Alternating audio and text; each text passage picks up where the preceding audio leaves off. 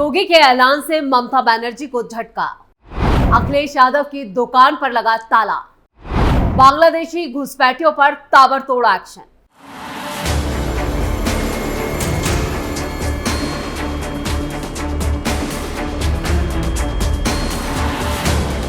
नमस्कार, आप देख रहे हैं स्पेशल स्टोरी। मैं हूं परवीन शेख।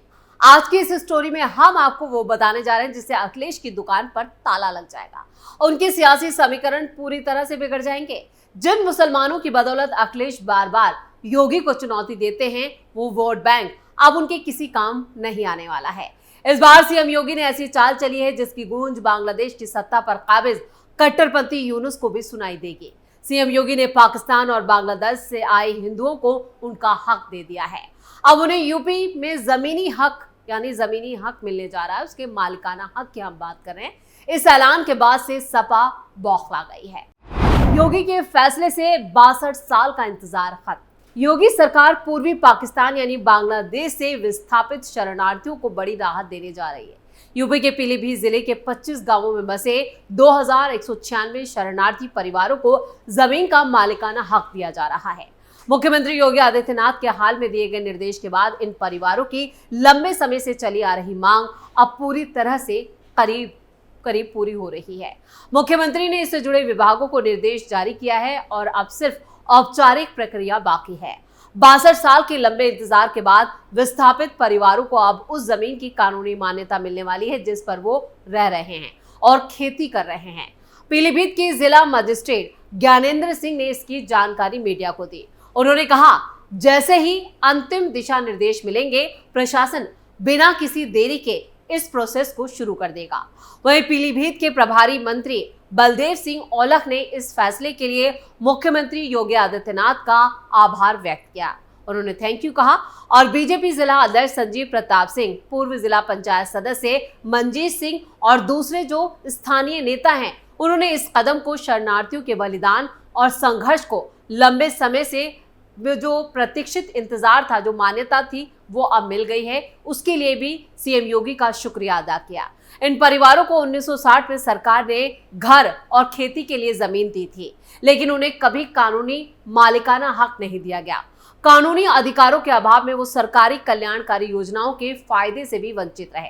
हालांकि मुख्यमंत्री योगी आदित्यनाथ के आदेश के बाद अब ये सत्यापित शरणार्थी परिवारों को जल्द ही उसके मालिकाना हक के जो दस्तावेज हैं वो मिलने शुरू हो जाएंगे। आधिकारिक आंकड़ों के मुताबिक पीलीभीत में 25 गांवों में रहने वाले 2196 विस्थापित परिवारों में से 1466 आवेदकों की सत्यापन रिपोर्ट राज्य सरकार को पहले ही भेजी जा चुकी है। कालीनगर और पूरनपुर तहसीलों के 25 से ज्यादा गांवों के शरणार्थियों को इस कदम से फायदा होगा। उल्लेखनीय गांवों में तातारगंज, बामनपुर, बेला, सिद्धार्थनगर, शास्त्री नगर और नेहरू नगर जैसे गांव शामिल हैं। मुख्यमंत्री योगी आदित्यनाथ ने कहा था कि ये सिर्फ जमीन के कागज देने की बात नहीं है, बल्कि उन हजारों परिवारों की पीड़ा और संघर्ष को स्वीकार कर उन्हें सम्मान लौटाने का वक्त है, जिन्होंने बॉर्डर के उस पार से विस्थापित होकर भारत में शरण ली और पिछले कई दशकों से पुनर्वास की उम्मीद में दिन गिन रहे हैं। बंटवारे के बाद खासकर 1960 से 1975 के बीच पूर्वी पाकिस्तान से आए हजारों हिंदू परिवार जबरन विस्थापित होकर भारत आए। इनमें से बड़ी संख्या को पीलीभीत, लखीमपुर खीरी, बिजनौर और रामपुर जिलों में बसाया गया। शुरू के दौर में इन्हें ट्रांजिट कैंपों के जरिए अस्थायी ठिकानों पर रखा गया और फिर कई गांवों में जमीन इनको दी गई। लेकिन सालों बाद भी इनमें से ज्यादातर परिवार कानूनन भूस्वामी नहीं बन सके, यानी जमीन के मालिक नहीं बन सके। लेकिन अब उनकी ये समस्या दूर होने जा रही है। योगी आदित्यनाथ बांग्लादेश में हिंदुओं पर हो रहे अत्याचारों को लेकर लगातार बयान देते रहे और विपक्षी दलों को भी आड़े हाथों ले चुके हैं। उन्होंने कांग्रेस, समाजवादी पार्टी और तृणमूल कांग्रेस यानी टीएमसी की चुप्पी पर तीखी आलोचना तक की। उन्होंने कहा कि इन दलों पर वोट बैंक की राजनीति करने और हिंदुओं की पीड़ा को लेकर उदासीन रहने का आरोप है। सीएम योगी ने हिंदुओं की रक्षा करने और उनकी चिंताओं को दूर करने के महत्व पर जोर दिया और कहा है कि दोनों पार्टियां, यानी कि इनका डीएनए ही ऐसा है जो हिंदू विरोधी है, यानी समाजवादी पार्टी और टीएमसी, और साथ ही साथ कांग्रेस को भी उन्होंने हिंदू विरोधी करार दिया।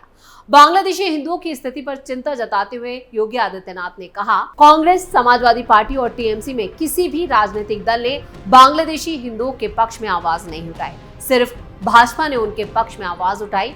हमें हर हिंदू की रक्षा करनी है। बांग्लादेश में बचे हुए हिंदुओं में से लगभग 90% दलित समुदाय से हैं।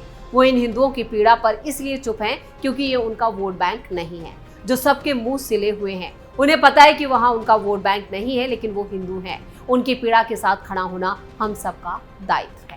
सीएम योगी आदित्यनाथ यहीं तक नहीं रुके, उन्होंने आगे कहा कि इतिहास से सबक लेने की जरूरत है।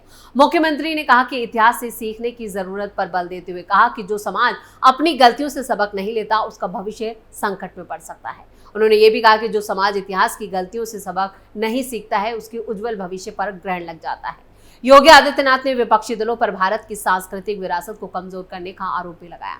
उन्होंने कहा कि समाजवादी पार्टी ने जिन्ना की तारीफ की और छत्रपति शिवाजी महाराज का अपमान किया, जबकि कांग्रेस और समाजवादी पार्टी का डीएनए एक ही है। उन्होंने ये भी कहा कि विपक्ष वक्फ अधिनियम के नाम पर लोगों को भड़काने की कोशिश करता है और देश में हिंसा फैलाता है। उन्होंने ये कहा कि अगर बटेंगे तो कटेंगे। साथ ही बांग्लादेश में हिंदुओं पर हो रहे अत्याचार को देखते हुए हिंदुओं से एकजुट होने और अपने धर्म और संस्कृति की रक्षा करने की आवश्यकता पर भी जोर दिया। योगी आदित्यनाथ ने बांग्लादेश में हिंदुओं पर हो रहे अत्याचारों को लेकर विपक्ष की चुप्पी पर कई बार सवाल उठाए और उन्होंने कहा कि उनके हक में एक शब्द इन लोगों के मुंह से नहीं निकलता। उन्होंने इतिहास से सबक लेने और अपनी सांस्कृतिक विरासत की रक्षा करने की आवश्यकता पर भी जोर दिया है। यानी बांग्लादेश और पाकिस्तान से जो शरणार्थी अब यूपी में आए हैं, उनको बसाया जाएगा और उनको जमीनी हक जो है अब मिलने जा रहा है। एक सराहनीय कदम सीएम योगी आदित्यनाथ का है। लेकिन इस सब को लेकर अखिलेश यादव के जो नेता हैं और समाजवादी पार्टी के जो नेता हैं, वो पूरी तरह से बौखलाए हुए हैं।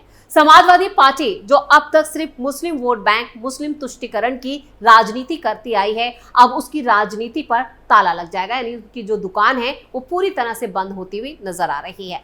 2024 लोकसभा चुनावों में 37 सांसद अखिलेश यादव जीत कर संसद में आए, लेकिन अब इनकी सांसदों की सांसदी भी जो है वो अगली बार वहां जाएंगे, किस मुंह से जाएंगे? क्योंकि जिस तरह से एसआईआर की पूरी प्रक्रिया बिहार से चल रही है और चुनाव आयोग जिस तरह इसे दूसरे राज्यों तक लेकर जा रहा है, उससे साफ है कि एक बड़ा वोट बैंक, खासतौर से जो घुसपैठिए बांग्लादेशी हैं और यूपी में उन्हें खदेड़ने का जो काम किया जा रहा है, उससे साफ है कि एक बड़ा वोट बैंक इनका ही कटने वाला है। क्योंकि सबसे ज्यादा शोर अखिलेश यादव, कांग्रेस पार्टी, तेजस्वी यादव यानी विपक्ष की तमाम पार्टियां, चाहे फिर वो पश्चिम बंगाल की सीएम ममता बनर्जी हो, सबकी चीखें निकल रही हैं। चुनाव आयोग ने भी अपने तेवर करे कर लिए हैं और साफ कहा है कि एक एक घुसपैठिए जो फर्जी वोटर हैं, उनके नाम वोटर लिस्ट से काटे जाएंगे। अभी ये प्रोसेस सिर्फ बिहार में है, जहां पर 100% जो काम है वो होने ही वाला है। सिर्फ 2 दिन के बाद यहाँ पर चुनाव आयोग एक बड़ा फैसला लेगा। उसके बाद ये प्रोसेस दूसरे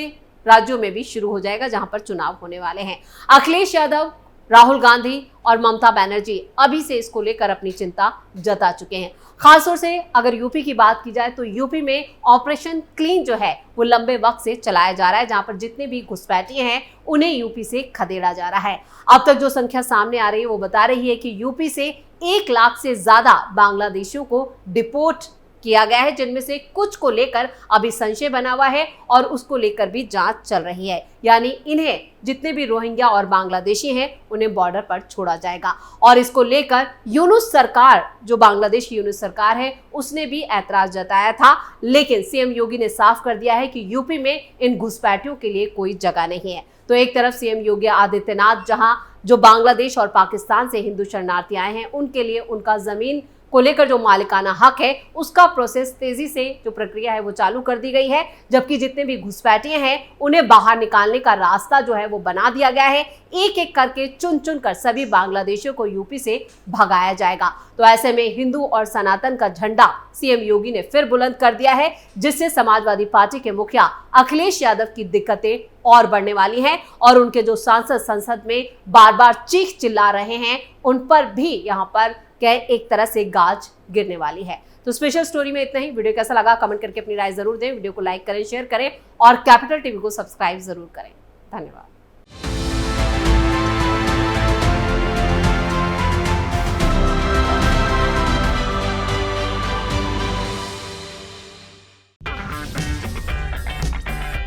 अगर आपको हमारा वीडियो पसंद आया हो तो इसे लाइक करें, हमारे चैनल को सब्सक्राइब करें और हाँ, बेल आइकन दबाना ना भूलें ताकि आप तक हमारे वीडियो की नोटिफिकेशन पहुंचती रहे। आप अपना सुझाव हमें कमेंट बॉक्स में दे सकते हैं। हमारे साथ जुड़ने के लिए शुक्रिया।